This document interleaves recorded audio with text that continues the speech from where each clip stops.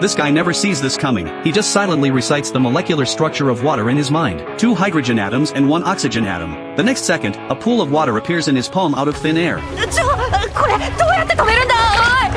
The story starts a few days earlier. In his past life, Mike was a medical professor. When he was a child, his sister died of cancer. The pain drove him to dedicate his life to finding a cure. So every day, he ran experiments like crazy, barely getting any sleep. But on this day, he sleeps unusually deeply. The 40-minute alarm he set doesn't wake him at all. Meanwhile, in another place, a young man jolts awake from a dream after being struck by lightning. Staring at everything around him, it all feels completely foreign. It's not until he sees the mark on his arm that Mike realizes he's been reborn. To avoid suspicion, he tells his maid Becky that he doesn't remember anything before being struck by lightning. Through Becky's introduction, he slowly learns this is a world of potion magic. He was born into a famous family of royal pharmacists. His father is the emperor's personal pharmacist. His brother is an elite studying at the Noble Academy. And by some twist of fate, in this world, he has a younger sister too. When she gets to Mike, Becky says he was a genius at water-based divine arts. But Mike doesn't remember any of it.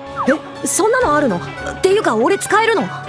Becky immediately panics. Divine arts are a symbol of noble status. Without them, Mike could be kicked out of the family. Mike quickly tries. He pictures the form of water in his mind. 2 hydrogen atoms, 1 oxygen atom. The next thing he knows, water starts pouring out of his palm. But as more and more water flows out, he has no idea how to stop it. So he rushes to the window and sprays it all out. But Becky sees the whole thing. Watching her young master remember his divine art, she's genuinely happy. After figuring out how to make water, Mike uses the same method to create other substances. Not only can he create things, he can also make them disappear, as long as he understands their structure. Then Becky remembers something. Every meal, Mike's father quizzes him on pharmacy. She drags him to the library. It's packed with pharmacy books, but as a former medical professor, this content is easy for Mike. In fact, he realizes this is basically medical knowledge from centuries ago back on Earth. At dinner, Mike's father tests him. Mike answers every question perfectly. Looking at his parents and sister, he can't help but feel moved. What a wonderful family. Mike also has a home tutor named Lucy. The moment she sees Mike, she senses something is off. The way he carries himself is completely different from before.